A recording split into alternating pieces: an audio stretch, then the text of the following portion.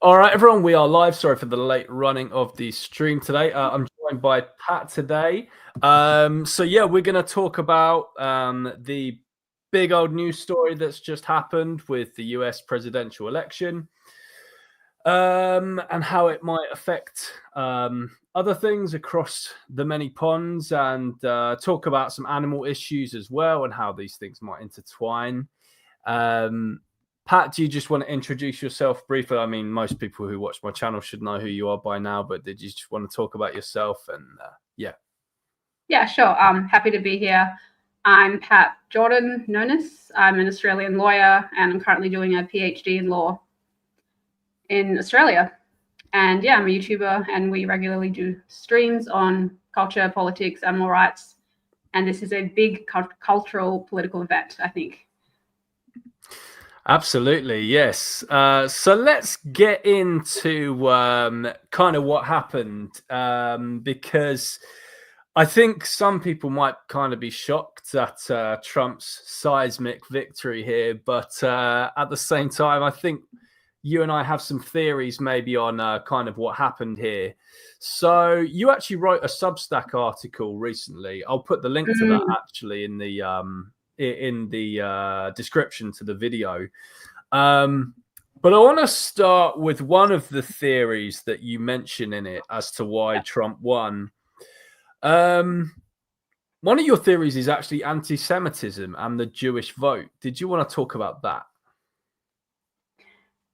Yes, I think historically most Jewish people have been more progressive. I think most probably still vote Democrat. But I think the response to October 7th and everything that followed that by certain circles in the Democratic Party was probably very off-putting for a lot of Jews, including progressive ones. Having said that, I haven't really seen any empirical information which confirms or denies whether the Jewish vote went up. I think that it did, but I don't know if that's a different question from whether it made a big difference or not in terms of the election. But I have an intuition that it probably did because of the way October 7th was handled and because of all the anti-Semitism and just insanity that was tolerated by a lot of left-wing circles in America and college campuses and around the world. Yeah, I think I agree with you here. I think for any Jews who did used to vote Democrat in the States, I think the way that they've seen just bold, brazen, unabashed anti-Semitism manifest in left-wing spaces like on college campuses and stuff, I think many American Jews will now find their home more on the right than they did on the left, because they're very much seeing that they might not feel welcomed anymore in American left-wing spaces because of their, most Jews do have a similar opinion on Israel and its right to exist and its right to defend itself.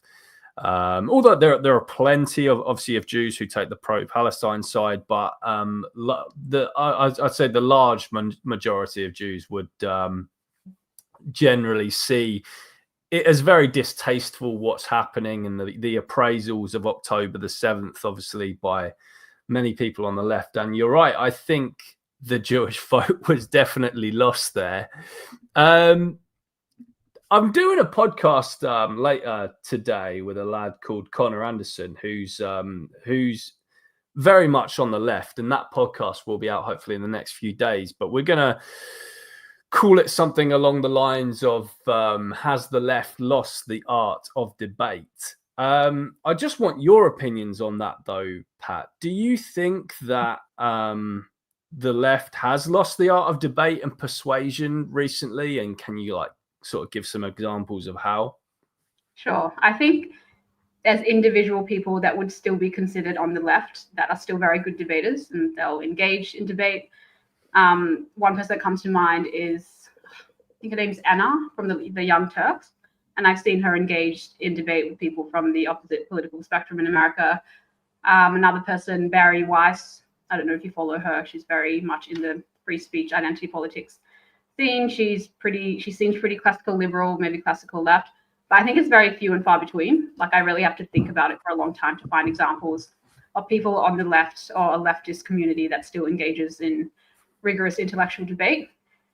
And yeah, when I see it has a wider culture, I think they have failed in that regard, and I can't think of many examples of where that still takes place, especially being in academia, where other perspectives apart from a politically left one in many departments is just, it's not even considered as existing. So yeah, I would say individually, there's always exceptions to the rule. As a rule, I've seen that it's pretty much failed. Like, I don't know how much more I could say that. I don't know. Do you have any examples of a leftist community that still engages in, rigorous debate? Well, I'm sure there are plenty of examples, but I think overall the culture war has been won now by the right or the populists or the anti-woke, whatever you want to call it. Because let's face it, plenty of left people on the left are anti-woke now because of what's kind of happened in these left-wing spaces. But ultimately, I think one big reason that the election was won by Trump is because people don't find just being called racist and idiots and morons persuasive. Like, if you want to vote someone to vote for Kamala Harris, you actually have to persuade them why she's the best candidate to vote for the things you want. You have to. How will Kamala Harris help you? Why should you vote for Kamala Harris? That's what the left has failed to do. Yeah. All they've managed to do in recent years is just say, if you don't vote for so-and-so, that means you hate women. That means you're a racist. That means you hate gay people. That means blah, blah, blah. And they haven't actually provided actual argumentations for why voting for Kamala will actually benefit them and their family and all these things in many ways. And I think one particular thing a lot of people have been, maybe one or two things people have been particularly disenfranchised with under the Biden-Harris leadership is the cost of living, which has apparently just absolutely soared under them. And the whole border security stuff, like, crime and, everyday Americans have been affected by massive crime waves in the cities they live in by just totally uncontrolled immigration. And I think these people who just want to hurl racist and stuff accusations at all these people, they're just totally out of touch with the lives of ordinary Americans. And they've completely failed to win the culture war because all they can do is fucking name call. That's it. That's the only argument. You're racist. Yeah. Because I think people were willing to tolerate a certain level of wokeness for a certain amount of time. But over the past couple of years, it got exponentially bad, and it was also worsening. And then horrible things like October 7th happened. And I think that made it even worse. Like, just to bring it back to the Jewish aspect, the broader issues like immigration and border security, I think, would be more on their radar now, because it matters more who's coming into the country and what sort of beliefs they have. And if they are importing people from a certain religion or a certain demographic that's known to be more anti-Semitic than others, that's going to impact them as well. So I think all these things kind of played together, because I think for a long time, most people were just happy to be polite and just tolerate a certain level of wokeness, but it just went over the top, I think, for most people. And yeah, I guess the theory of the silent majority is completely correct, because for a while, when nothing was really pushing back against it, but a couple of podcasters and Elon Musk, I was starting to think like maybe they have convinced a larger majority of people than I thought of these ideas, or just to be quiet about it forever. But obviously this was a big wake-up call for me as well, in a good way, because they're nowhere near there yet, and most people obviously just think it's stupid. Yeah, absolutely. And I think, explain what you mean, by the way, there by the silent majority. What do you mean by that? Well, I think we've talked about this before, and I think a lot of the ideas to do with wokeness are pushed by a small elite group of people in academia and in media, and they try and convince us that it's really what the majority thinks. But I think the majority of people are ordinary working class, middle class Americans, Australians, and Westerners, and they don't actually agree. And the only reason they have the appearance of agreeing is just to keep them quiet and not be bothered. Because most people don't concern themselves with issues of racism and sexism. They just want to have a family and buy a house and live their life. Like that's genuinely what most people want. Yeah. And if they pay it lip service, then they just pay it lip service. But I don't think they have any real commitment to these kind of ideals. You're right. Basically, the majority aren't your friends on social media, right? Is what I would say to a lot of people who were just so surprised by. This happened. There's a brilliant left-wing commentator called Jonathan Pye who kind of ribs on like the whole woke stuff on the left and how what we've been talking about here about how they resort to name calling and stuff. And I remember it was the UK election in like it must have been 2018, 19 or something like that. I can't even remember when it was. But you were thinking just by going on social media that it was going to be a Labour landslide victory because everywhere you looked on Facebook, it was just Labour red, like everywhere. And, everyone who voted Tory is obviously some kind of bigot, an idiot or racist or whatever. And then, boom, the Tories won in this huge victory, like massive, like Labour got absolutely crushed. And Jonathan Pye, I remember he did this skit and he was like, look, the only people who voted Labour was you, me, and your friends on Facebook, is what he said. And it was so right. Like all these just normal, ordinary people throughout the whole of the UK, they just have these pretty kind of, they don't get caught up in all this crap that you see on social media that's mainly a particularly engaged kind of maybe younger group. Yeah. Who are concerned with certain kind of progressive ideals and issues. But another reason we could call them the silent majority, Pat, is because the left over the years has they've created the conditions in which a right-wing rhetoric can kind of fluster because they've shut down the actual open dialogue. They've silenced people.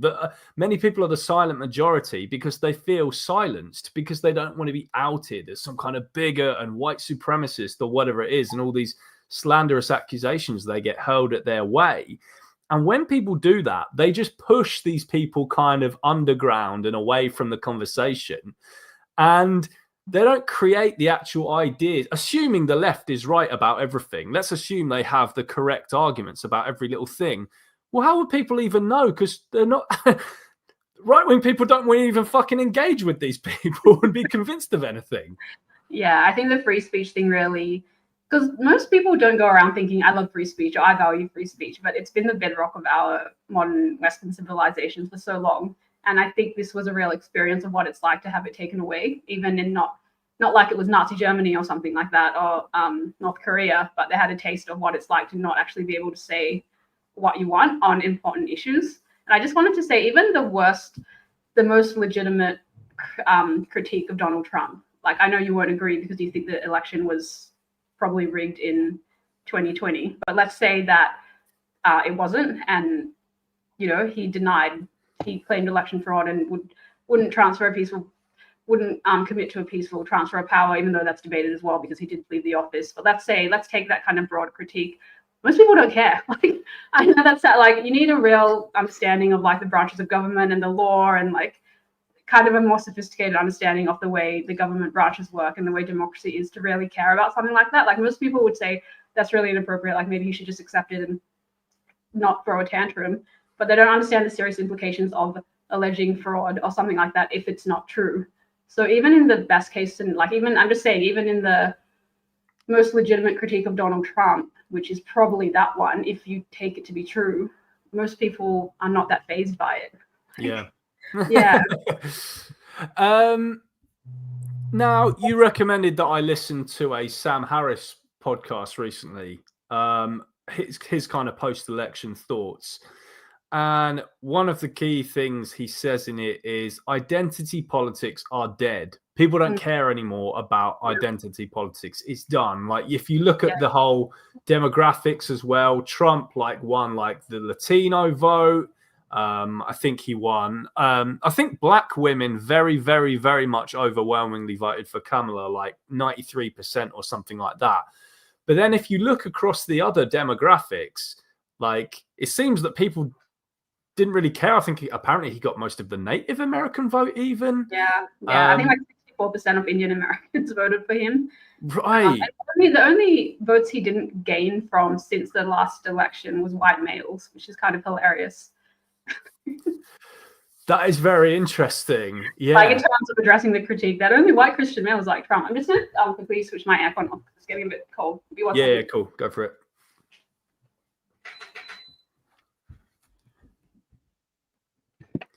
Yeah, but in terms of the demographics, they were very much revealing.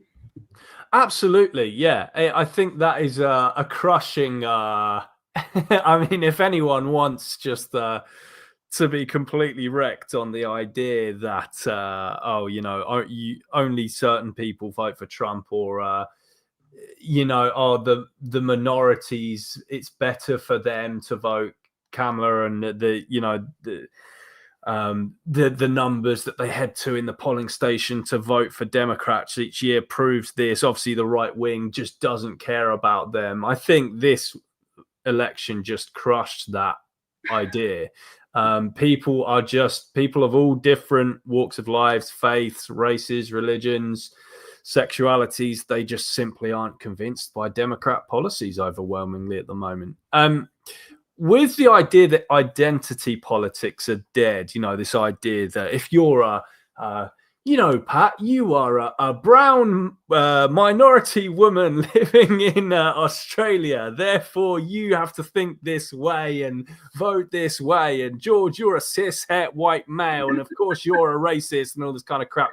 Now that this is dead, hopefully finished, buried, hopefully, what do you think this means for the animal rights movement? Because we've seen so much identity politics bullshit infect our own movement over the years. What do you think this means for it now? And do you still think people will kind of push it?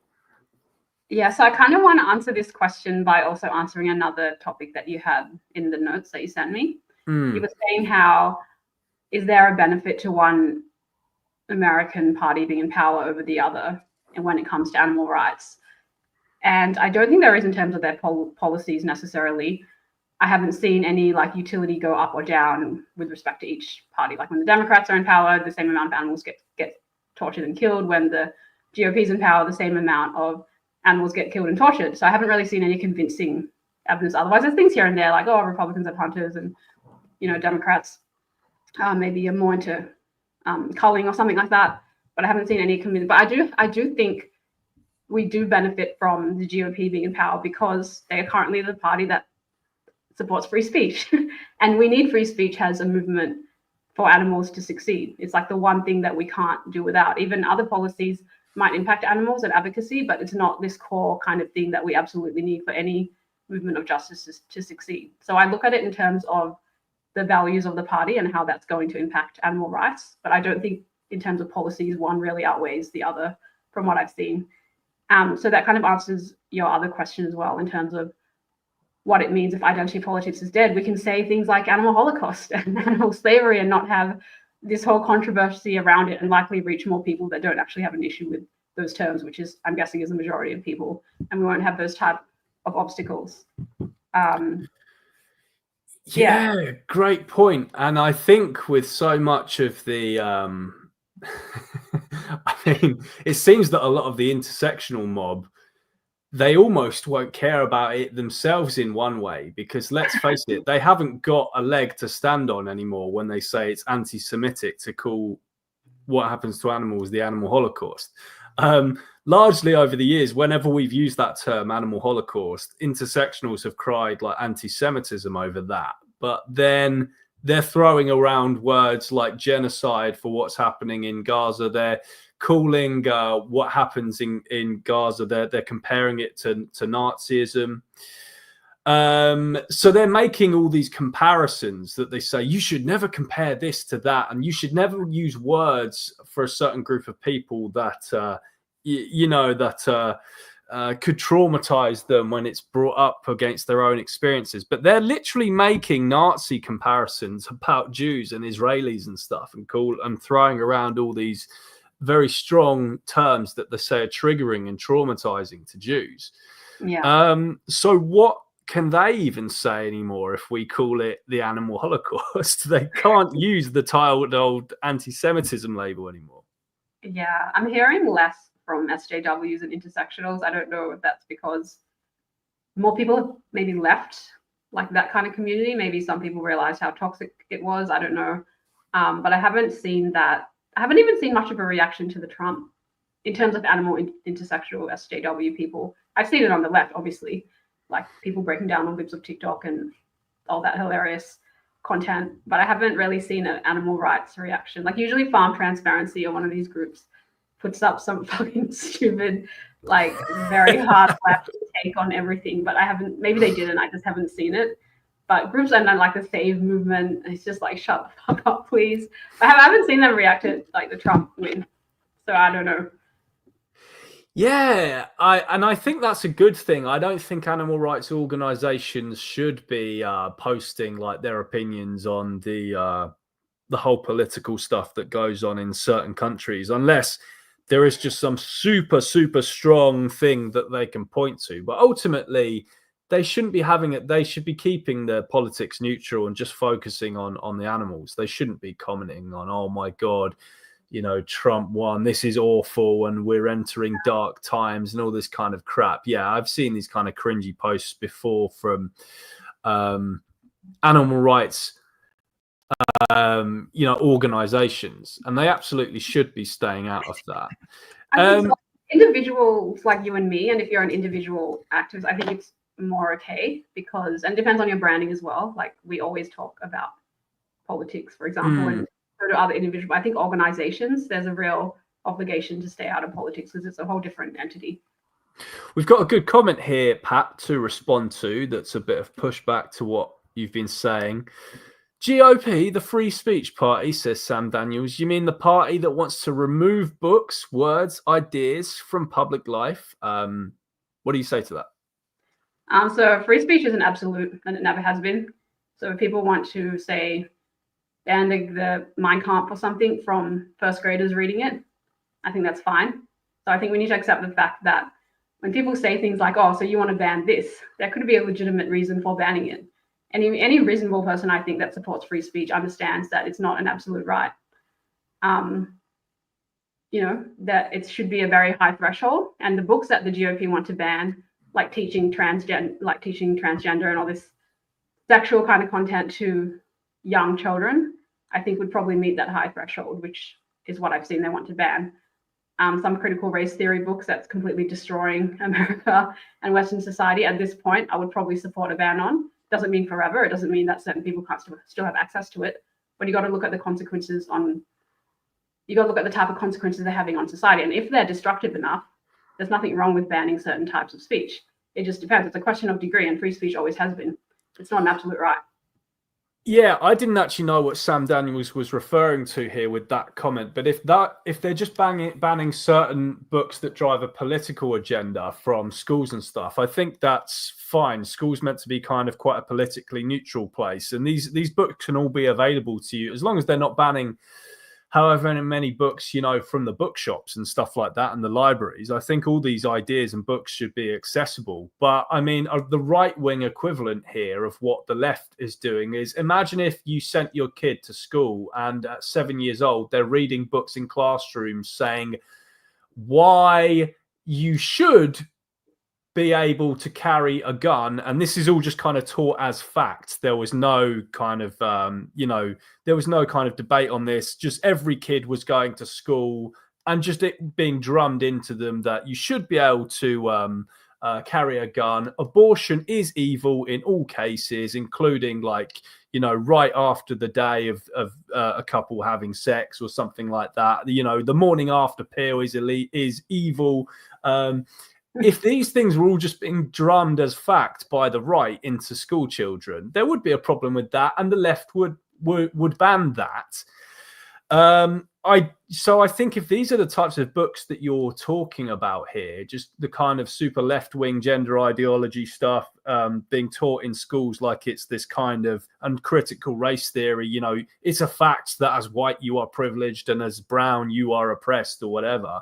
If that's the type of books that they're banning from the curriculum, then I see no issue with that at all. That's just taking political agenda out of schools and stuff. So yeah. Yeah, so you got to also look at the purpose of the institution. It's not meant to be a political institution, especially if they're talking about public schools, secondary schools. Yeah, absolutely. Let's move on now to what could have been a huge galvanizing factor in Trump's win. I'm confused as to totally why this would be. So I don't know that I'm not sure I get exactly what people are talking about when they say this, but I think I have a fairly good idea. The assassination attempts on Trump and the there's this heroic kind of picture of him with the fist in the air and the blood dripping from his ear. That's now apparently is going to go down as essentially one of the most iconic photos in history. Like, people will be looking back on that photo in literally thousands of years' time. That's going to be a historic photo. Why is it that people were saying this is such a catalyst for Trump's win? Yeah, so there's kind of two broad categories I've seen people respond to the attempted assassination. And one, group A, thinks it shouldn't make a difference at all. Like, yeah, it was an act of bravery how he reacted, but it doesn't say anything about his character or ability to run as president.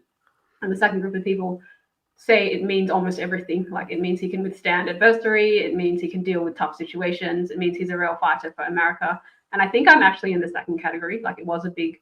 I've never hated Trump. In 2016, I was very dubious about his ability to run as a president, but over time, I've come to really like him. And that was one of the moments which made me go like, oh shit, especially anyone who's experienced or is connected to some kind of violence in some kind of way. It really resonates with you when someone can deal with it properly. And I think it does show the attributes of a leader, being able to do it. It doesn't mean like every single thing, but it's a huge thing to be shot at and still stand up and say, fight. Like, that's amazing. I don't know how anyone wouldn't be impressed by that. And it doesn't mean this equals a great president, but I think it's a indicator that it probably means he's a good leader. What do you reckon to the theories that assassination attempt was staged? I've seen some of the reports on that. Like, I haven't seen any proof, convincing evidence of staging. And like, the bullet was so close. Like, if he had moved, if not even an inch, he would have been killed. They've released that as a fact. Yeah, well, but I don't know. There could be some theories that there wasn't a real bullet or something, and he just had some device in his ear or something like that. Obviously the smoking gun that it was real was that someone was murdered. There's someone tragically lost their life. He was a firefighter who died protecting his family from the shooting heroically. Now, obviously, the quote unquote conspiracy theorists on the left or whoever might say that this guy was like a crisis actor or whatever, and he was made up. But I think these things can very easily be verified with, the family and friends of the deceased and stuff. It's going to sound very weird to someone whose, dad has just been murdered in an attack. This guy was an actor and this wasn't real. I think it's a huge conspiracy. Like, if they want to put that forward, I want to see evidence. Otherwise, I don't see any reason to believe it was staged in any way. Yeah. What do you think to this idea, though, that Matthew Thomas Crooks, the shooter, was a registered Republican? What do you think was going on there? A lot of crazies in the world. I didn't know that. A lot of people hate Trump, and a lot of people hate public figures. It's anyone's guess as to his motivation. Maybe he was a registered Republican. Maybe he just hated the guy. It's so hard to say. I don't think that really implies much, though. I don't know if it was even because a lot of Republicans do hate Trump because they don't see him as a proper Republican. Yeah. I don't think shooting someone is very Republican either. So, well, one thing that really annoys me is it seems the establishment keeps burying these motives and stuff. Like, I'm sure this little twerp who tried to kill Trump would have written up some kind of manifesto or just had something. Everyone's got a massive digital footprint these days. And I can't imagine that they haven't found something about his motives looking through his phone, his laptop. Like, it's like this case with the Southport murders here. This Axel Radicubana who murdered these little girls in Southport, and it seems that his motives have just been totally buried. And then up until he was portrayed as this Welsh Christian by the media. And then, a few weeks ago, it kind of just gets leaked out that he has this Al Qaeda training manual on his laptop, and he was making ricin or something like that. It's just kind of weird that, and it's the same as well with the school shooting that recently happened in the States. This Audrey Hale, Aiden Hale, whatever, manifesto was written up about why they murdered all these little kids at this Christian school. But again, it's been buried by whoever, the powers that be. Why do you think all this stuff is like kept hidden from us? Like, why don't we even know why this little fucker tried to kill Trump? So one reason is not going to be very satisfying, but my limited understanding of criminal law, as I was never a criminal lawyer, is they're reluctant to kind of push anything as evidence unless it's very, very convincing. So they don't just want to show like some posters in some guy's house or a book, or even if he had like messages to his friends, I'm going to kill the guy, like it's not enough for it to be taken seriously depending on the context. So I think police and investigators are reluctant to give that kind of information to media and have it exaggerated or have it used in the incorrect way. So a lot of the time there'll be a stabbing and they'll be reluctant to say it's a religious ideology, or they'll say like potentially a terrorist, you know what I mean? Like they're just very careful about things like that, probably for good reason, but it's also frustrating because you sort of want to know. And I guess like the everyday person's understanding of what they would be convinced by is different from like the legal burden of like something like evidence. That's probably not that satisfactory. And I don't know how convinced I am by either, because I would like to know as much information as possible. But I also kind of understand why they might be a bit more conservative in their approach.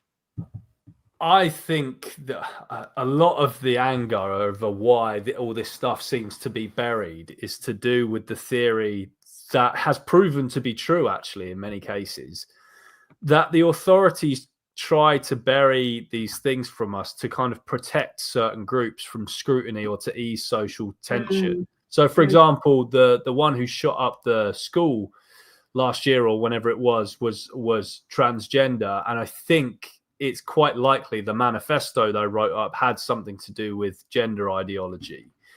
Maybe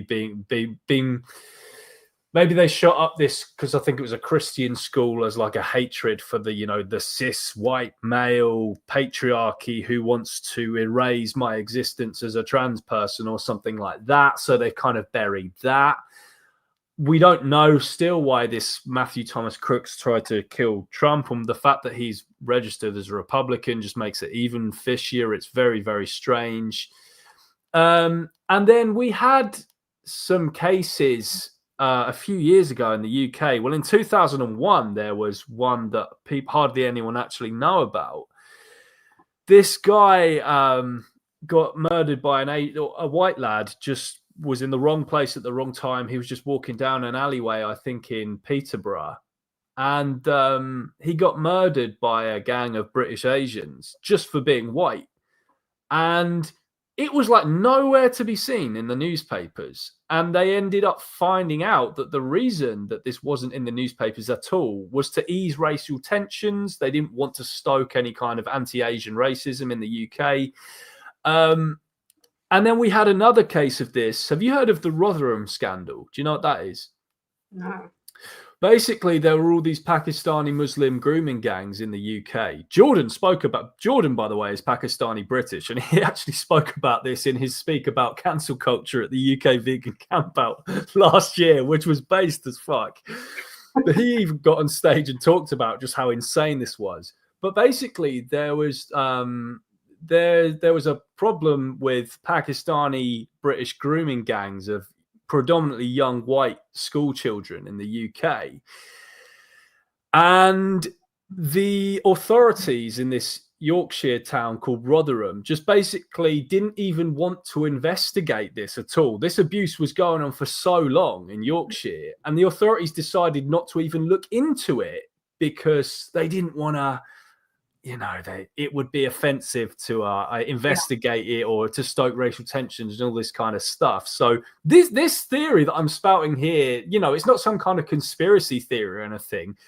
This is actually true. Like this, and this could be one of, and I think this is also part of the reason people might be fed up with kind of like the left-leaning establishment and stuff. They feel that they're being deceived and lied to. Yeah, that's a totally valid point. And the classification of a hate crime never seems to include white people, no matter how obvious it is that they're being attacked because they're white. Or else I feel like it's a lot easier to say, if an Asian person was attacked by a group of people, I've seen it being classified a hate crime much easier. Or else it's almost like they're saying you can't commit hate crimes against white people. I've seen so many on Twitter everywhere. So I think that adds to your theory. And I think absolutely they're just cowards, like the police, the state police and everything. They don't want to be looked at as racist, and they don't want to be targeted as well. So maybe it's not really cowardly after what happened with George Floyd and everything. But this is the culture the left-wing establishment has created, where no one can function or do their job properly.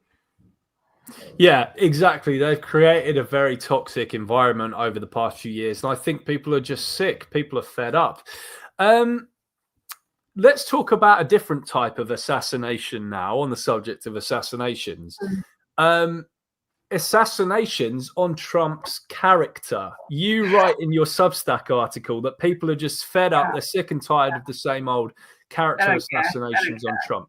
Talk to us about that. Yeah, I just think the average person is not that moral, for good or bad, for better or for worse. They don't really care that much about someone's character. They don't care that he fucked a porn star. They don't care that he says weird things about his daughter. They care about his policies.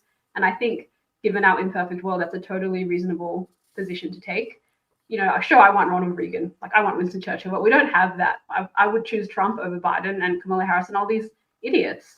And that's all it comes down to. And when you attack a guy over and over and over again, like people are actually just going to start feeling sorry for him and actually start listening to him. Well, the crazy thing for me that every single thing they've accused Trump of over the years, these are true of Biden as well. I just don't get why the left has been, if, like you say, people you should vote on policy, right? When you go to the polling station. Yeah. If you're going to do the whole, you can't vote for this guy because he's this, then you can't vote. Then why would they vote for Joe Biden in 2020? That doesn't make sense. Trump is a racist. Okay, Joe Biden has said like a whole list of racist shit. Trump has all these sexual allegations against him. Joe Biden has a load of sexual allegations against him. Trump is dumb and can hardly string a sentence together. Joe Biden can't string a fucking sentence together. He's like 10 times worse. Like, it's like, if you're gonna... I don't know if you watched any Megyn Kelly recently, but this has brought out like career-defining work in some of her debates and interviews, and she had a couple of debates with Bill Maher. And she just destroyed him. Like, it was exactly this conversation. And he was saying, but Trump did this. And she'd say, but Biden did this exact same thing. And they just went on and on and on until, and then he went on Sam Harris and called her far right. It's like, dude, she wasn't far right. She just wasted you.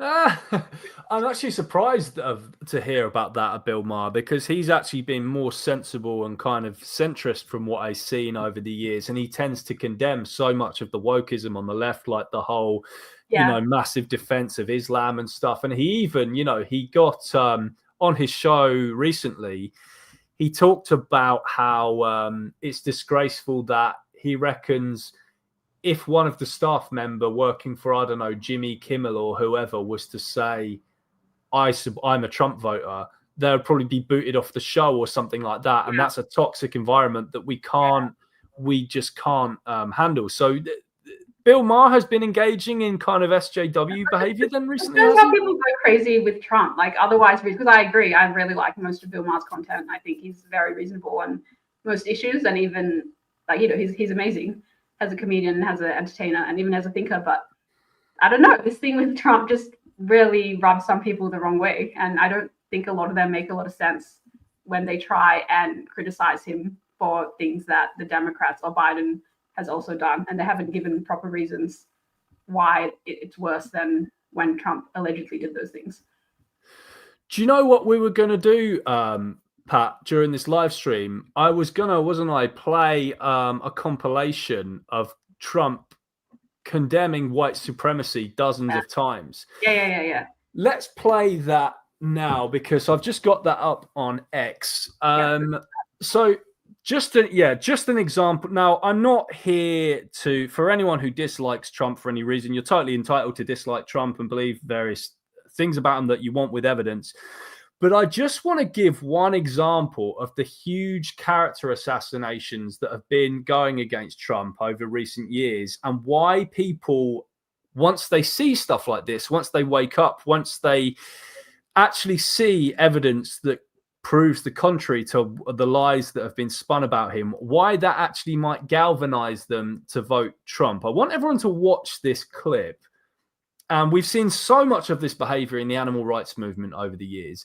I want people to watch this and think, shit, actually, when you actually see this, it's kind of no wonder that people think I've been lied to by bad actors and the Democrat Party and the Democrat voters and these intersectionals in the animal rights movement as well. So the common narrative spun about Trump over the years is that he does not condemn the KKK. He doesn't condemn white supremacy. He will not say he doesn't want racists in his party or to vote for him, whatever. This is the actual... right, let me get this up on the screen. Present.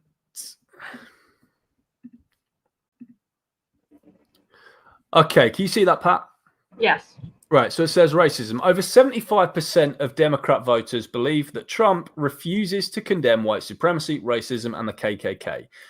Watch 4 minutes of Trump condemning it and the Democrats lying about it. All right, we're going to watch this now. To condemn white supremacists and militia groups. You've got David Duke just joined, a bigot, a racist, a problem. Would you repudiate David Duke? Sure. David Duke and robocalls are out again, the white supremacist movement supporting you. Do you have any words for that? Well, I disavow. David Duke endorsed me? Okay. All right. I disavow. Okay. When we looked at it and looked at the question, I disavowed David Duke. So I've disavowed David Duke all weekend long on Facebook, on Twitter, and obviously it's never enough. Trump's refusal to condemn, distance himself from white supremacists. The Anti-Defamation League is already out there asking the president to clarify why he didn't condemn white supremacists. So are you prepared right now to make a clear and unequivocal statement renouncing the support of all white supremacists?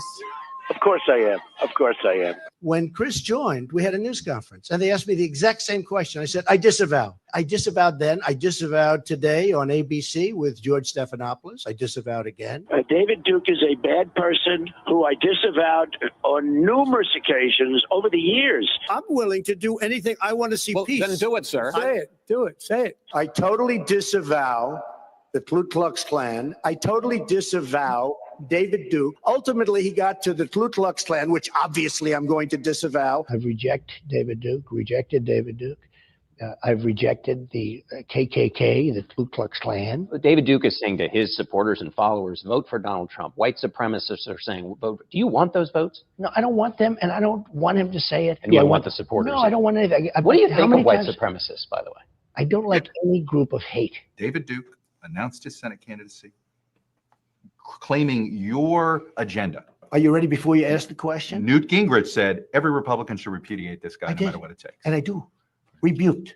Is that okay? Rebuked. Rebuked. Done. Done. Just to clear it up this morning, can you That's so annoying. make a declarative statement that you denounce, that the president denounces? Racism is evil. And those who cause violence in its name are criminals and thugs, including the KKK, neo-Nazis, white supremacists. Do you want white supremacists to vote for you? No, I don't at all. Not at all. His campaign is denouncing a show of support from the KKK's official newspaper, as in the Ku Klux Klan. In the same New York Times interview, he denounced white supremacists. He denounced the neo-Nazis who support him. President Donald Trump signed a congressional joint resolution that condemns white supremacy, neo-Nazis, and other hate groups. When he was asked to condemn white supremacists, he didn't. And you had people, and I'm not talking about the neo-Nazis and the white nationalists, because they should be condemned totally. When specifically asked if he would denounce white supremacists, that the president dodged it. I spoke out forcefully against hatred, bigotry, and violence, and strongly condemned the neo-Nazis, the white supremacists, and the KKK. Well, I have to say that it's disappointing that a sitting U.S. president can't outright condemn white supremacy. In one voice, our nation must condemn racism, bigotry, and white supremacy. The President of the United States, in the year of our Lord 2020, refuses to condemn white supremacists. Any group of hate, I don't like it. Any group of hate, I am, whether it's white supremacy, whether it's any other kind of supremacy, whether it's Antifa, whether it's any group of hate, I am very concerned about it, and I'll do something about it. He has yet once to condemn white supremacy, the neo-Nazis. He hasn't condemned it. Not even once. I mean, anyone watching that should just feel pissed off. The fact that they've been lied to so much over the past. That's the worst thing. Like, they've literally picked the worst thing you can call somebody and made it his identity. It's so horrible. Like, when I think of what he went through for the past 4 or so years, like, imagine every time you turn on the TV, you're getting referred to as Hitler or as a racist or just as the worst human being in the world. Like, I think it's just atrocious.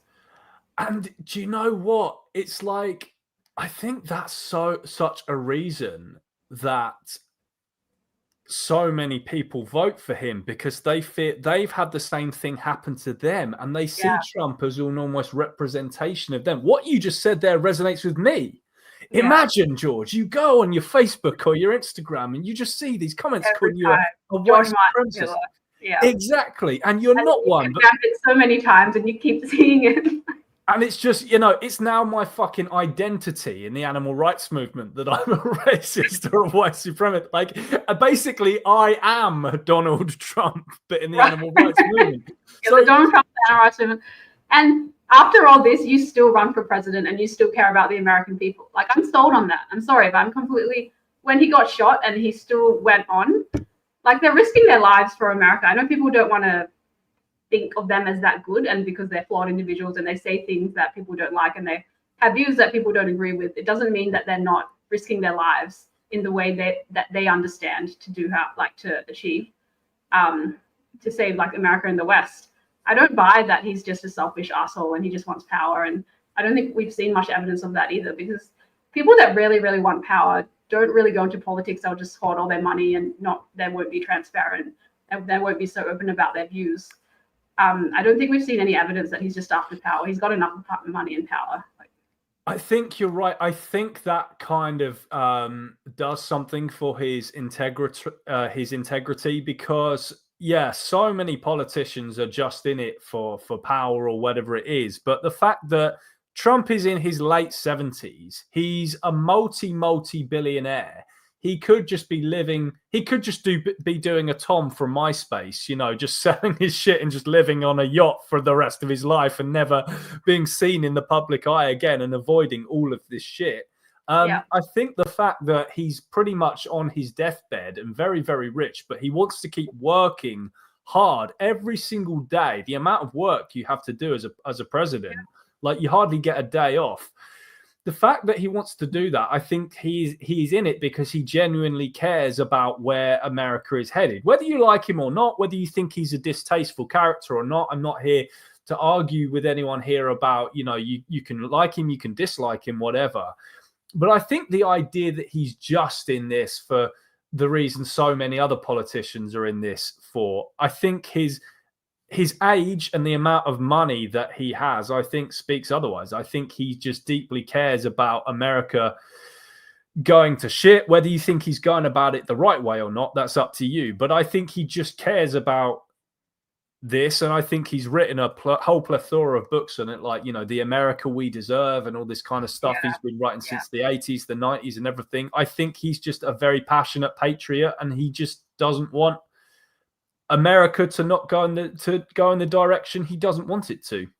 It's just like, what an awful, cynical view to have of someone. Like, I just find it very depressing that you can know everything that he's done and tried to do and lived through and still have such a bad perspective on him with no not even like a pie chart with like a small percentage of maybe he's got these good qualities. It's just like, no, he's a completely selfish asshole. Like I just can't understand that mindset anymore. Like I used to be able to at least understand it a little bit. Now I'm just like, yeah, I just have no time for it. Like he's done so much, he's doing so much, he's trying to get rid of the DEI shit in the federal like budget, not the federal budget, but he basically wants to exit from like the education federal department from like the entire map. So that would have the effect of having all those courses on why white people are evil taken out of schools. Like if he just achieved that alone, that would be such a positive impact on America and society. Yeah, absolutely. Right, I want to move on to the next subject now, which is the idea of celebrity endorsements. Now, there's this common thing I keep hearing now is that people don't care about celebrity endorsements anymore because, you know, every single it's mainly the Democrats that do this. You know, they have their celebs and their you know, all the late night shows are fronted by these people with the same opinions. You know, I wrote a tweet the other day saying something like, it took me a decade to realize that Jimmy Kimmel, Jimmy Fallon, Jon Stewart, John Oliver, and whoever the other guy was, I forgot his surname, aren't the same person. Because let's face it, these late night shows with the woo audience clapping and the New York Sky, so bad. Literally the same fucking person in all these shows. Hollywood, you know, who like hates Trump or pretends they hate Trump, maybe to get movie deals, whatever it is they want to do. Whatever it is. Do you think this whole fact that people are kind of no longer swayed by celebrities, do you think that this was significant with Trump's win? Yeah, I'm not sure they ever were swayed by celebrities in the political sense. I think not everyone, but a lot of people might really admire or worship a celebrity for their music or their style. But I haven't really seen any evidence that they have a lot of political sway. I know they're used a lot by the Democratic Party. When BLM happened, every celebrity changed there. But I don't know if it does a lot to get the American public, because I think people are a lot smarter than maybe the elites give them credit for. Not in terms of book smarts or like they've written 10,000 books or something, but just in terms of having common sense, I think Americans have a good sense of self and identity of who they were. And I think that comes historically from the revolution. Well, I think people are kind of catching wind to the idea that celebrities are out of touch with the lives of ordinary Americans. I think it's very, very, very, very easy for all these woke celebrities to just call a bunch of people racists and whatever for wanting a strong immigration policy when they live lives totally unaffected in any way by immigration. They literally live in gated communities in Beverly Hills. Why the fuck would I listen to what Jimmy Kimmel has to say on immigration? They have like insanely good private healthcare. Why the fuck would we listen to what a celebrity has to say on abortion or something if they can just cough up a certain fee and get whatever the fuck they want? So I think people are kind of catching wind to that. And I think at Trump's rallies, the difference is with the celebrities he has, you know, he just has Hulk Hogan there, like ripping his shirt or whatever. It's almost just like a bit of a meme. Like people just enjoy it because it's kind of a meme. Yeah. Whereas with the Democrat side, it's almost like you must listen to Cardi B because Cardi B she has the opinions that you need to listen to. Oh, it's so.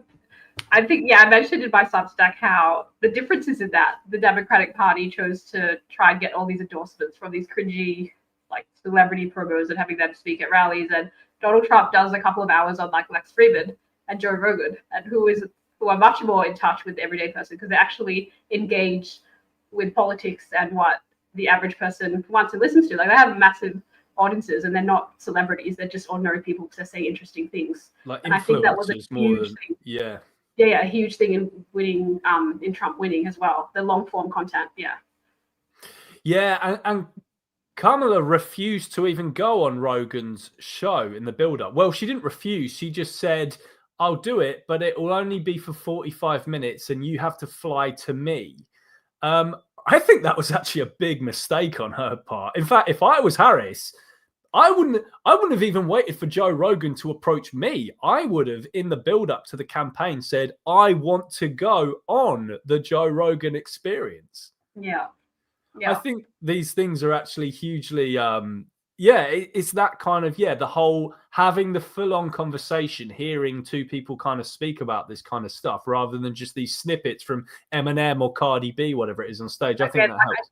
I don't know if it's my intuition, but it might be part of an elitist mentality because in academia, they're not millionaires. Some of them might be, but they also have this elitist kind of attitude and they look down on social media people, even though those people might be making way more money than them, have way more status than them. It's just this attitude of you're not part of this ivory tower. You got rich on social media by getting viral videos or something like that. And they don't take it seriously. Having said that, she did go on that Call Her Daddy podcast and it looked really, really bad. I think they were talking about abortion or something. I don't know. I went to the Instagram page. I actually got a headache. I'm not watching this. It just looks stupid. I don't. It doesn't look like quality content. I'll try and listen to that. Yeah. Right. We've got a super chat here from Peter Carnington, which could be a good point. He says Trump is a celebrity. How would you respond to that, Pat? Like years ago, he was in Home Alone, and he was actually loved by the Democrats when he was a celebrity, but not for a long time. He's kind of repudiated all those type of stupid values, in my view, when he joined the GOP. He's not in the celebrity in the same kind of category or caliber anymore, for sure, and hasn't been for a long time.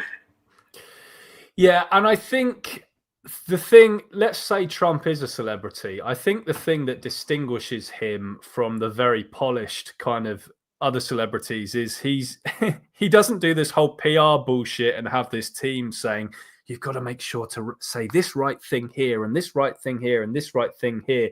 I think what people like is the fact that he's just very straight talking.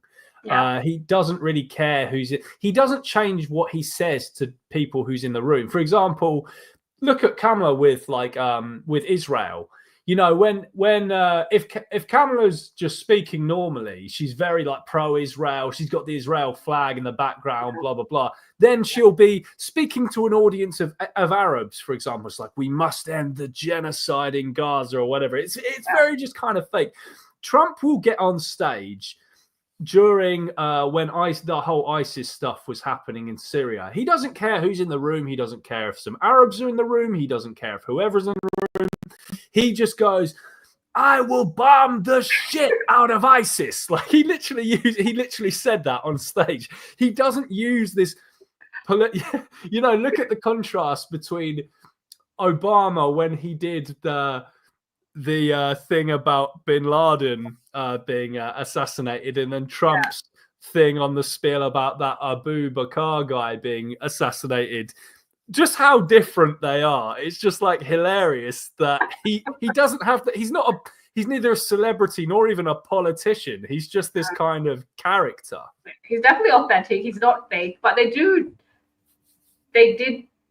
engage with public relations and publicity with the McDonald's stunt, and what was the other one? That was something else. He did a garbage. Yeah.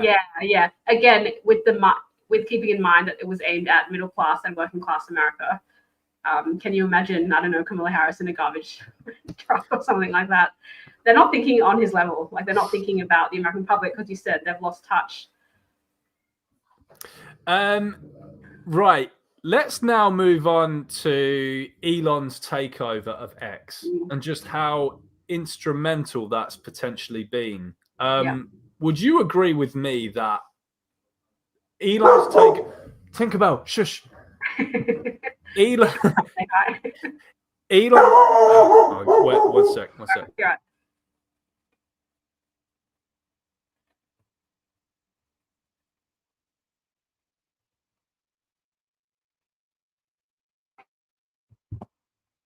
Just give me a sec, George. Yeah, cool. Good girl.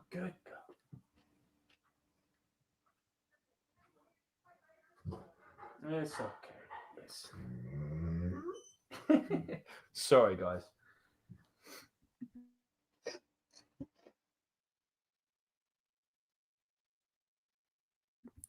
look at these comments quick. Has been entertaining watching all the meltdowns over Trump winning. Yeah, for sure. Yes, that Lives Off TikTok page has gold. It's a gold mine for people losing their fucking shit over. Oh yeah. Getting in. There's so many good ones.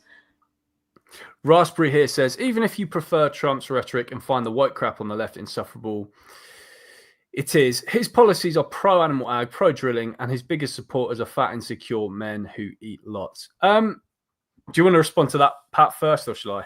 Well, I mean, the second claim, I think we already responded to that, showing that his supporters are not just white males or whatever. So you can respond to the first one. I just don't think any policies are going to be that much different under the Democrats or the GOP, but George, you might think differently. Yeah, no, I think the identity politics thing has been crushed. Yeah, Trump is pro-animal ag, but so is the Biden administration and Harris. I mean, the first thing that Biden did as soon as he got in office was give $1 billion to the U.S. meat industry, and he also backed the pork industry thing, like a pork industry animal cruelty law that was going to clamp down on him. He backed their opposition to that so that pigs are in like smaller crates and stuff like that. He just doesn't give a shit. And the same as Bernie Sanders, like when he was questioned on factory farming and stuff, all he said was Americans love bacon. So I don't think the Democrats give a slight thought. Yeah, it's retarded to count on politicians to help animals. We can only look at their values as instrumental. Like, is there going to be something here that's going to help us advocate for animals? That's free speech. I don't see any other evidence that one's going to be better than the other. These are just like cherry picking examples, because George, you just provided examples of the Democrat Party overwhelmingly supporting animal ag. They're a massive multi-billion-dollar empire. They're not going to be not supported by politicians. It's just so stupid to rely on them for animal rights. Okay, let's carry on then with Elon's takeover of X. Do you think it was as instrumental as I do, and as instrumental as Joe Rogan? I think definitely did. I think Joe Rogan said Elon's changed the course of history by taking over X. Like, do you agree with this kind of stuff? Ages ago, like I said, I think this guy's going to save democracy. You know, I was always a big Elon fan. I don't agree with all his views. Obviously, anti-vegan shit is cringe. But everything else, I think he's really spot on. And when he announced that he was interested in buying Twitter, I was just like, it's over. Like, this is the turning point if he goes through with this. And thank God he did. Yeah, 100%. I think ultimately under Dorsey, Twitter, as it was called back then, was basically just being used as an arm of the Democrat Party. And the other social media stuff was following suit. It was scary times. Like, you couldn't say anything on Facebook. Everything was being buried on there. Stuff was being buried on YouTube. And I think even since Elon's takeover of X, I've noticed that even Facebook now is better with stuff. Like, it's more kind of free speech. They've got a better moderation team. Yes, and they have like the equivalent of community notes. I just realized that yesterday. Like, it's not called community notes, but it's saying there's a little thing that says what does the public think of this, or what are most people saying about this post? And it's basically like a community note model. And yeah, I really think his presence and the things that he's done has impacted the whole of Silicon Valley and big tech, because it just shows how spineless they are as well. It's like, oh no, a bigger, more braver guy doing something different. Better follow him. Like, yeah. Yeah, I honestly just think it's been absolutely instrumental in Trump's win, and in just changing the whole in the anti-woke or the right just winning the culture war recently. We were living in times of very dark censorship, and now Musk takes to X and he says, you are the media now. So legacy media is dead. I am the media now. Yeah. Yes. I think so. Like, I've seen some criticisms on the way X operates, and we can all agree no platform is going to be perfect. I mentioned this in my Substack. It tends to amplify very polarized right-wing voices. Like, not that he's right-wing like Andrew Tate or Candace Owens. It tends to favor, the algorithm tends to favor that kind of outrage material. I think that's a minor criticism, though, in the bigger scheme of things, and I expect that's going to get better in time as Elon gets better at moderate. Can't expect him to be perfect straight away. But I also think, I don't know if this is an unpopular opinion, but I don't like them at all, and I think they're completely retarded. But like, I think they did play a part in the general kind of pushback to leftist dogma, and because they all kind of support free speech as well. And it's really hard to, I think you have to be a really kind of person that sees the bigger picture to appreciate that. And I think Elon was one of those people, because he at one point did have Andrew Tate on a stream, and he, on my view, he kind of just sees it as a chess move in a big game of chess. You know, I mean, it's not like he endorses everything Tate does or says, or there's other ones, but when this is what people don't understand about being at being at Elon's level or something like that, is that you have to make those tough decisions. And if it's going to benefit the whole, objective, then you have to swallow your pride and be like, I got to have this piece of shit on my stream because it's going to help push back against fucking elitists. And it's not something everyone can appreciate or understand, but I definitely can, I get it. I want to talk now about the whole thing that happened with Peanut and Fred. Yeah. Now, you wrote an article recently titled something like Environmental Psychos, or you used that term throughout the article. Now, this is a conversation that's happened in vegan spaces over the years. So this is very relevant to veganism. And this is also relevant to which party to vote for within the context of animal rights. Because we hear so much about, well, we saw a comment a moment ago just talking about how the Republicans don't care about all this kind of stuff. Well, we had this horrific incident recently with the kidnapping and murder of Peanut and Fred from a New York household in the United States. So this guy was living with a rehabilitated squirrel and raccoon in the Democrat state of New York, and 4 Democrat judges signed this warrant for some thugs to basically just boot down the door of their house, come in.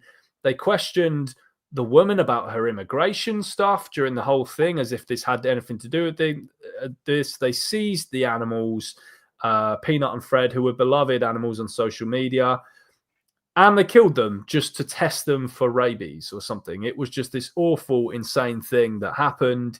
Talk to me about your beliefs about environmentalism and how this is kind of why you call people environmental psychos, and talk to me about how perhaps Democrat policies or something were responsible for the murder of Peanut and Fred. Yeah, just quickly, I think it was 4 members of the State Department and 1 judge, not 4 judges. That's just like a minor correction. My understanding is. Yeah, so I call them environmental psychos because they are. Like, their beliefs about animals, wild animals especially, is completely instrumental. And I think if you're looking at a sentient individual only has what can they benefit, like the ecosystem or the environment, that's inherently psychotic. I don't see any good argument against that. It's like me looking at you and saying, oh, how are you going to, what advantage can we get from you from to help the environment? And if you don't meet that standard, I'm going to kill you. That's basically their attitude towards all wild animals. And they value the environment over animals, which I think is completely wrong. And in some cases over people, over human utility. So I don't think it's great when people are always putting human utility over animals, over animal rights, which happens all the time. But I think it makes less sense to put the environment over either of them, which is what environmentalists tend to do. So this whole thing with Peanut the squirrel, I think it's completely consistent with their beliefs on animals. Because if they think they need to test for rabies or something like that, and there's a chance that they might, impact the ecosystem or other animals negatively, they're just going to murder them, which is what they did. And it's linked to the Democratic state because the Democrats have now been associated with this idea of big government, like just policies that intrude into the lives of people where 12 guys can knock on your door and kill your companion animal. Like that's the epitome of evil, big government, and the state just having a completely unnecessary invasive role in your life. Do you think that a Republican state wouldn't have done that? Because Elon was driving this. Look, let's analyze what happened. Elon literally got on Joe Rogan's podcast and said, "Vote vote for Peanut and Fred. Yeah. There's all these MAGA people online sharing images of Peanut and Fred with their MAGA caps on and saying this was caused by Democrat policy. Do you think that's bullshit from Democrat voters? Do you think that if this happened in fucking Alabama, Peanut and Fred would have still been murdered? Or do you think that they would have been more small government, we don't do this kind of stuff? Like, I mean, if it happened in Texas, the guys might have just gotten shot. It happened in like a very red state where they're very pro-gun. I don't know, that's an exaggeration. Like, I agree that the Republican movement and people that didn't want Democrats in really co-opted like the Peanut the Squirrel story to fit their narrative and help Trump win. That is obviously what happened. Whether it's true or not is up for debate. I think it is more likely something like that would happen in a blue state because they're bigger on climate change, like environmental kind of concerns. Right. And they're just known to be more intrusive in terms of like whether they're big government or small government with the Democratic states. So I'm not saying it would never happen in a red state. Maybe it has. It probably has because just statistics, would dictate that at some point that happened. But I think it's just more likely to happen in a state like New York. And they talk a little bit about that. I don't want to use the word owners, the people, what's his name of Peanut the Squirrel? They're caretakers. Yeah, you could call them caretakers, guardians, sanctuary owners. They were saying how they lived for 7 years somewhere else. He's from Wisconsin, I think, and she's from Germany, and they had no issues with having a pet squirrel. And they moved to New York, and I think it's just a very short amount of time, and they get the state knocking on their door, murdering their animals. So yeah, I think it is a big deal. Damn. I'll just return to the subject of Peanut and Fred in a second. I just want to answer these questions here from Ashley and Calvin, who I know in the comments section. They've got 2 questions for us, so they just preface it with interesting conversations. Some points I agree with, especially denouncing the KKK issue and celebrity endorsements being a huge mistake. A couple of questions I'm interested to hear your opinion on. Firstly, Cliff Grant believes we shouldn't vote for people who would enable the continuation of animal agriculture and who aren't vegan themselves. Would you agree? Pat, do you want to answer that first? So we don't vote for anybody because most politicians are not vegan or animal rights. Sure. Are they saying just to not vote at all? Yeah, if there's no vegan candidate, just don't vote. No, I agree. There's things I care about. I think there's things that people should care about outside animal rights and veganism. And on top of that, I think there are reasons to vote for the party that supports free speech. It happens to be the GOP at the moment. So if you want to help animals, you need free speech. So you look at the party that has free speech. It's very simple. Yeah, so my answer to that would be, I think it's a consistent position from Cliff. I actually appreciate that he has that position because you get people on both sides of the, well, mainly on the left side actually of the political spectrum who say, you are not vegan if you vote for Trump, but then they vote for the Democrats who support the animal holocaust, which is just, so that is just like, it's so hypocritical. So I think that's absolutely fine for Cliff to hold that position. If you are a vegan and you don't want to vote because both sides support the animal holocaust, yeah, I would just say that's absolutely fine to have that position. However, I also agree with Pat that you could also, it's a balancing exercise, it's a weighing exercise. And if you feel that one party does significantly benefit the cultural shift towards animal rights more, then you're absolutely welcome to vote for that party.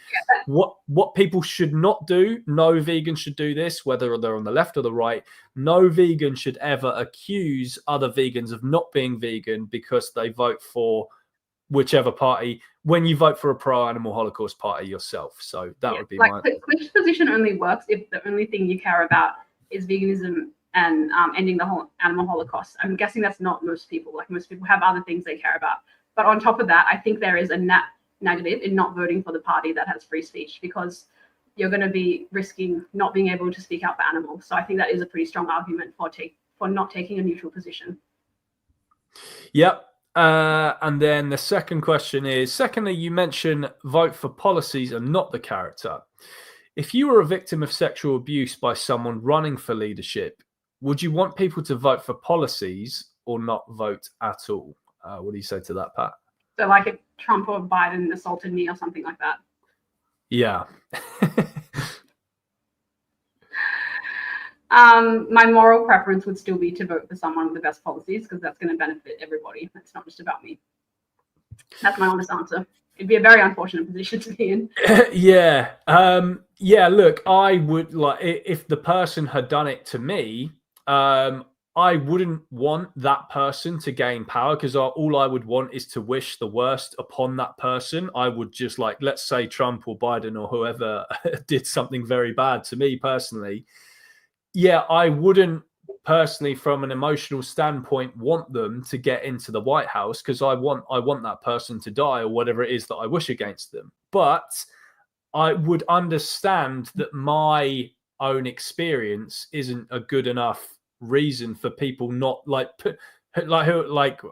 don't, if I don't have I'm just one person in a population of 300 million. I wouldn't expect the election to swing based on a social media post that I've written, or I wouldn't expect every single person to believe me in a country of 300 million. Like, I'm just a random person.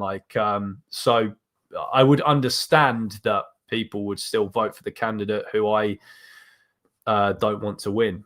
Just adding on that, those type of loaded questions, it's really important to straight away distinguish between your most likely probable emotional reaction and your moral preference. So my emotional reaction could be, I want this person to die, I would kill them if I could, but my emotional reaction could be that, but my moral preference might still be, it's better for everyone else if this person's still got in power because he's got good policies. Sure. Any final thoughts on Peanut and Fred before we move on to the next thing? I think one question actually I want to ask is how instrumental do you think the Peanut and Fred thing was in actually winning Trump the election? Because it was, these are, Peanut especially was a big social media star. So many people followed Peanut and were dismayed by his murder. And the MAGA people capitalized on this, and social media was flooded with this vote for Peanut and Fred stuff. Do you think it actually swayed the election? I don't think it was determining, but I think it was persuasive. So I think it was probably already determined by that stage. But I think it probably was just made it over-determined it more. But also, just one last thing is, I did want to call it, because I didn't have time to do it in my video on it on my Substack, and it got left out. But I did want to call out Republicans on caring so much about the squirrel Peanut and fucking eating cows and contributing to the animal holocaust, because I didn't actually get to do that. I just ran out of time, and I think that's just the most hypocritical thing ever. It's just the same as leftists, being hypocrites in their own way. Absolutely. Yeah, absolutely. And they're about liberty and justice and all these principles, but they're still as shit as everybody else when it comes to animal rights. But I just think what was super significant was that this is the first time I can remember in history a big part of the election campaign having the rhetoric that the Republicans was the party for people who care about animals. Yeah. This is the party you vote for. If you care about the state breaking into your house and killing your animals, Republican is the party for you. That's the first time I've ever seen that. Before, it's very much been the idea pushed mainly by people on the left, obviously, that, the left party is the party you vote for if you care about animals. You're not vegan if you vote right wing. And this was the first election where that tipped the other way around, sort of. Yeah. So in calling out hypocrisy, I agree with you that it's progress, moral progress of the Republican movement. I think it's something we really need to capitalize on and keep pushing this idea that animal rights is not just a leftist thing. And I think we mentioned recently Vivek Ramsawardhy. I don't know if I said that correctly, his surname, but he also posted on Twitter recently that eventually conservatives will start taking animal cruelty seriously. And we can count him in on that. I did comment saying, can you say rights instead of cruelty? Because it came off a bit welfarist. And I really like to avoid that. But any kind of normalization of animals and animal rights in the conservative movement, I think is a really great thing for the world. Yeah, let's talk about Vivek. So Vivek Ramaswamy, he is a vegetarian for ethical reasons. I know we as vegans, we kind of cringe at that term. But I can only assume he hasn't been preached to about the egg industry and the dairy industry and the wool industry and all that kind of stuff. He might not have come across that stuff. I don't know.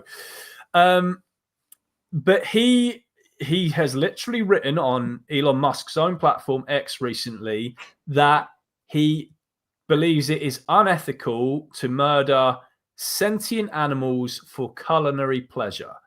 Now, we know this guy's not perfect. He's not vegan. And we know that ultimately he's a politician and he's not going to mandate, animal rights, as it were. And this is just going to be impossible. That would, we can't be naive and think that anything massively is going to change. Yeah. Nonetheless, something significant has happened. This guy who believes it's wrong to kill animals for food has been called a great American patriot by Donald Trump and appointed in a key leadership role alongside Elon Musk in Trump's government. Now, this is, again, let's not be naive. This won't end the animal holocaust. This won't massively change anything at all. It matters, though. It absolutely matters. It matters. It puts the cat amongst the pigeons. Now, Vivek is going to be at the dinner table with Donald Trump, Elon Musk, all these influential people. And Trump will say, so Vivek, why is it that you haven't got the Trump steak on your plate and instead you've gone with the bean burrito or whatever? Yeah. And Vivek is going to reply, because I believe it's wrong to kill animals for food. And a conversation is going to start among all these powerful people. I think it is significant when, and especially when you hear, again, just the hypocrisy of the leftist vegans over the years, just saying that their candidates are the ones who care about animals. And the only fucking one who's actually been in a position of power over the years turns out now to be a Republican candidate who actually cares about animals being killed for food. It was never a Democrat. And the other one is Tulsi Gabbard is either a vegetarian or a vegan. Oh, apparently. is she? Oh, that's sick. I didn't know that. Yeah, apparently. Calvin and Ashley say, please do more impressions, George. It's so good. Yeah, I don't know who else in the political spectrum I can't do a Biden impression, for example. You'll have to do an Elon Musk one. He kind of does this weird thing with his head. Oh yeah, Elon Musk's accent's really weird. It's almost like English mixed with American. It's strange and quick. Yeah, so I was really just making about the murders of Peanut and Fred. The state came into their house and took them. Yeah, he doesn't sound South African in the least, anyway. Yeah, it's strange. But yeah, and also Peter recently did some burger stall thing. It was back in July at a Republican event, I think, and that apparently members really enjoyed it. So I think we're seeing steps in the right direction and things I wouldn't have imagined, I don't know, even 5 or 10 years ago. And I just wanted to mention as well how much leftists, the hard left and SJWs, whatever you want to call them, hate it when you propose the idea that conservatives or classical liberals, whatever you want to call them, might have genuine interest or affection for animal rights. They fucking hate it. And I have a couple of theories as to why this is. The first is because I think they just hate the idea of the other side of Republicans being morally decent in any way, and especially in a way that they can't achieve because they're such narcissists and they just care about their quasi-human rights issues. But I think that's the real thing that we could talk to conservatives about, not as a major selling point, but just as an FYI, this is really going to piss off this group of people because they get so vicious about it. And it's this tone you really think any Republican could ever care about animals? So the same kind of phrasing, and my answer is always yeah, they probably can. We probably can convince them. It's cognitive dissonance, isn't it? It's boy, do people hate it when someone on the other side from them on the political spectrum actually believes something because they care about something rather than for self-serving reasons. It's basically, I think a lot of people do this. It's called shooting the messenger fallacy, right? When someone comes up with a good idea and they actually care about something, the natural instinct for so many humans is to actually assign very bad intent to that reason. I think the main thing that I've noticed the kind of woke vegans do this with in the movement actually over the years has been with the whole pro-life thing. People hate the idea that someone is pro-life just because they genuinely are deeply upset about the killing of unborn babies. Then, it has to be, no, the only reason someone is pro-life is because they want to control women's bodies. That's the way they paint people who have a different opinion from them. Studies actually show people have the beliefs that they have because they actually care about that issue. And that's why we need to unite the left and right. And we have to realize in the animal rights movement that, hey, if someone has a different opinion from you about this socio-political issue, it's not because they're a bad person or doing it for some ill intent, like they want to control women or something like that. It's because they literally they just care about that issue. I think a lot is the whole Israel-Palestine stuff going on. People are just told totally different ideas, different facts about this conflict going on in the Middle East. And people believe we've seen some very, very, very toxic behavior from the pro-Palestine crowd in particular. But actually, the majority of people who just take one stance on that and the conflict, they believe that they have come to that conclusion because they believe one set of facts over the other, and they care about whatever it is. Yeah. I think that's a really powerful approach if you wanted to demonize the other side, is just to disregard the idea of the fact that they might actually just care about something important and then just make up something like they just want to control women's bodies, which I don't believe. No. Why would someone want to? I don't get it. Why would someone want to? I don't understand the logic behind that. Like, is it really just so hard to believe that people literally just care? I mean, it's pretty crazy. Yeah. Again, though, I think it might have been one of those loud minorities, because I think most people would probably agree somewhere with the pro-sentience position. Yeah. That. I can't see many people being crazy about a baby being aborted after a certain amount of time. Let's move on now. We've got about half an hour left in the stream, maybe, but I've got two more pressing issues I want to discuss with you. And this is a nice segue from just me mentioning Israel and Palestine there a moment ago. Foreign policy. Do you think the fact that Trump has kind of repeated so many times that wars don't really happen under him, and they actually didn't when he was in office? There was, there was no Ukraine invasion under Trump.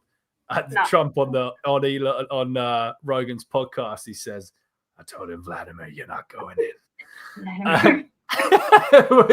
So he said basically he has Putin by the balls, but in a kind of friendly kind of way, as in you're not going to do this under my watch. Yeah. And he also says that under the Democrats, Iran is very kind of powerful and could fund all these proxies like Hamas and Hezbollah, whereas under his presidency, Iran was under like a vice grip and was basically broke, and they couldn't do all the shit like October the 7th. That's true. That's true. As far as I know. Yeah. So I think the foreign policy is going to be great under him. I think he's still going to support Israel. I can't see any American president not supporting them just because they're such close allies. That's not really something I'm worried about even under Biden. Like, I knew whatever was going to happen, the US administration would support Israel, even if they got a lot of shots fired at them and bad press and everything. Like, ultimately, the ties between Israel and US are so strong and run so deep that it doesn't matter who is president. So I'm not too worried about the US support for Israel, which obviously you support.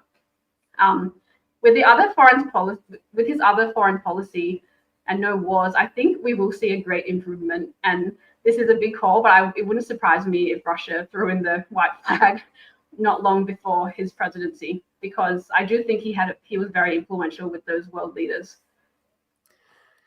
Interesting. Yeah. I mean, if Trump basically said that he'll end the war in Ukraine before he even takes the seat in the White House. So let's see if that actually. I didn't know he said that. I'm just guessing. Oh yeah, he specifically said, he said basically, I'll end the war in Ukraine within 100 days of the election. Yeah. So let's see if he goes through with that promise. Let's see if he tells Vladimir again, you're not going in. And let's see if all that happens. But I'd be interested to see just how many people in America who do care about these foreign issues, like the war in Ukraine, for example, and what's going on in the Middle East. I wonder how many people were kind of swayed by his promises on that. But yeah, I guess we'll kind of see if he fulfills that kind of stuff. Right, last thing I wanted to talk about. Me and you did a stream ages ago with Nick FTA or FTV, I forget the little second part of his name, and David Rams, talking about how cancel culture in the animal rights movement seems to have kind of disappeared. And it funnily happened once Biden took office. It was like during the whole time that Trump was in office from 2016 to 2020, the animal rights movement was just rampant with cancel culture. It's like it was like the Trump derangement syndrome was so bad, was my theory, that the intersectional mob and the cancel mob within the animal rights movement, they were so triggered just by his presence in the White House that they were just emotionally amped up for those 4 years, and everything was Trump's fault, and everyone needs to be cancelled and this and that. And then as soon as Biden got into the White House, these people just kind of disappeared. So do you think that they will come back now that Trump is back in office?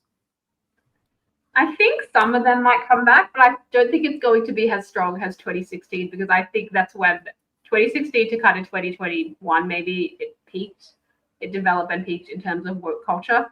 I don't think we're going to see a huge resurgence. We're going to see some Facebook pages here and there, and you're going to be called a racist, and I'm going to be called a racist, white supremacist, right winger, or whatever it is. But I don't think it's going to be as prominent as it was. I do believe Sam Harris when he said it's either dying or dead, identity politics, especially in terms of like online spaces and social media. It's harder to get that out of the schools, but as we've seen, Trump has taken measures to try and do that.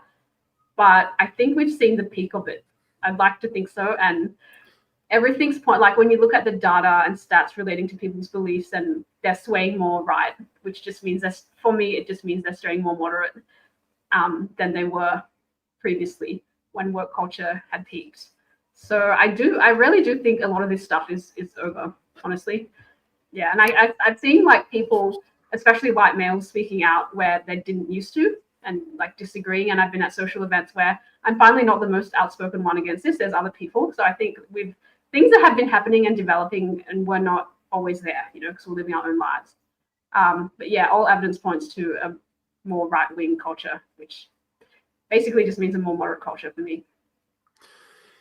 Yeah, it's interesting. I would be interested to see whether it amps up again under Trump's presidency, or whether you're right about this and actually the whole identity politics stuff and the cancel culture stuff kind of dies down, just because people are more wise to it now.